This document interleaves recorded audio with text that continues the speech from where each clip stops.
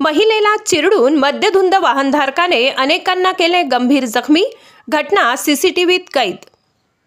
मालेगाव पाठोपाठ hit and रनची दुसरी घटना समोर। सविस्तर वृत्त असे।